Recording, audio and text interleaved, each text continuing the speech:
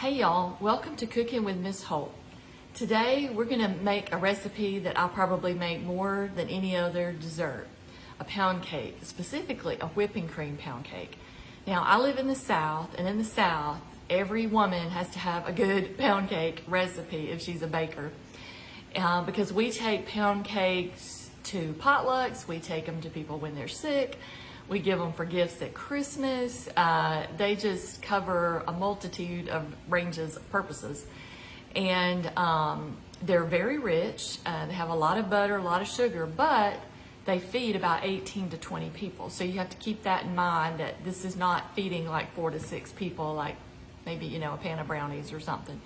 So anyway, we're gonna get started. All right, I have 3 sticks of salted butter in here that's room temperature. I talked about that in another video, how it's important that it's room temperature. To this bowl, I'm gonna add 3 cups of granulated sugar and a tablespoon of vanilla, and you can see that's what the brown is in my sugar, is where I poured my vanilla. Now, I'm gonna cream this, and that's what it means to beat butter and sugar, or any kind of solid fat and sugar together, is to cream it.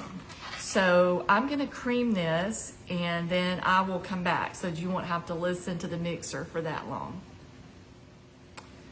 Now, to this creamed mixture, we're gonna add 5 to 6 eggs. I've got 5 large eggs. If you feel like your eggs are not really, big enough, you can add 6. It's really not gonna make that big of a difference. So what you wanna do is you just wanna beat them in there one at a time. And your eggs also need to be room temperature. If you didn't see the other video, really your eggs and your butter need to sit out for about 4 hours to get room temperature. Pound cakes don't have any leaveners in them. Like, they don't have any baking soda, baking powder, anything like that. The lift that you get, the air that you're gonna beat into your eggs, is what's gonna make it rise. So I'm gonna beat in 5 of these, and I'll come right back. Now I'm gonna pour our whipping cream in here. This is room temperature whipping cream. 3/4 of a cup to a cup, either way. I've done it both ways, it's fine. I think I've got about 3/4 of a cup right here. And let me pour this in here. So let me just beat up our cream here a little bit. You want to do that on low speed so that you're not wearing it.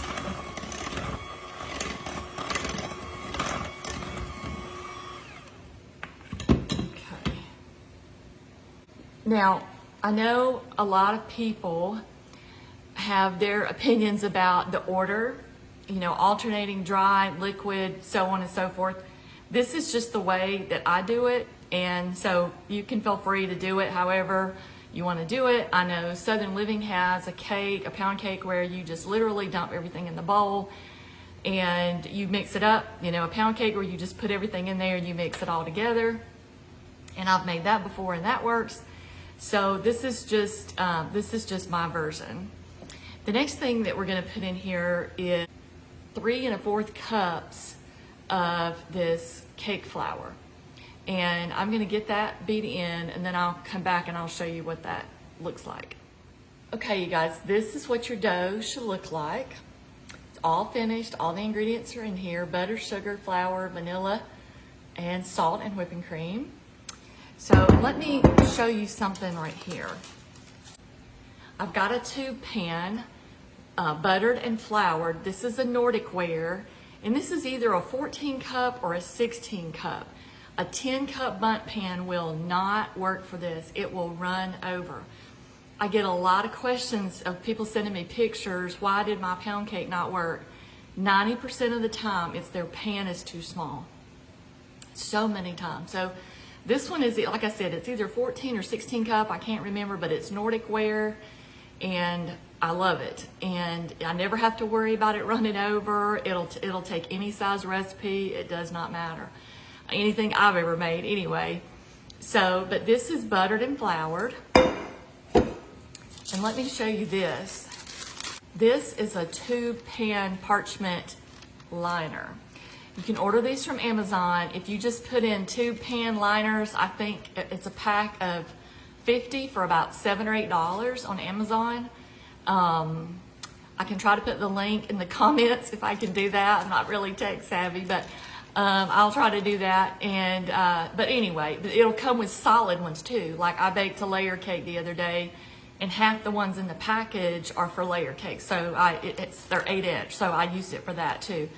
But this right here, oh my gosh, this is your insurance for it not sticking.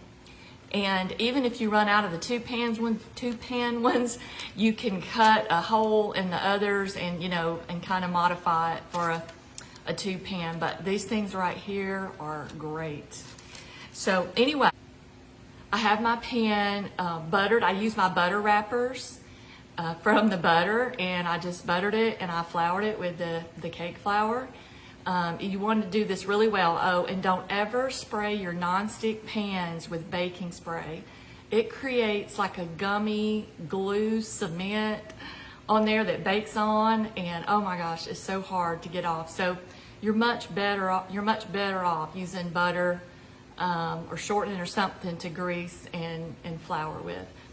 So I am going to pour this up in the pan, and I'm actually going to start this in a cold oven, and it's going to bake on 325 for about an hour to an hour and 15 minutes.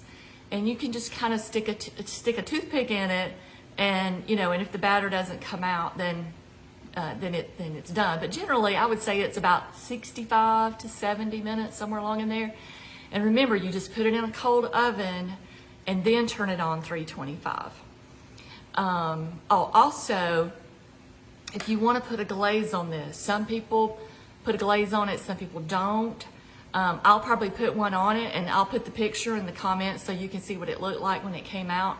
The glaze is just a cup of powdered sugar, confectioner sugar, basically the same thing, and 2 to 3 teaspoons of water. You just want to get it like a consistency of liquid glue. Is what it should look like. And then when the cake is completely cooled, you want to drizzle it over the top. And I will tell you this, if a pound cake is baked correctly, it'll have a ring. It'll have a cracked ring around the top, all the way around. And that's kind of how, some people say, oh my gosh, my cake didn't come out right, it's cracked on the top. It's supposed to be cracked on the top. There should be a ring all the way around. And don't stick your toothpick in that part.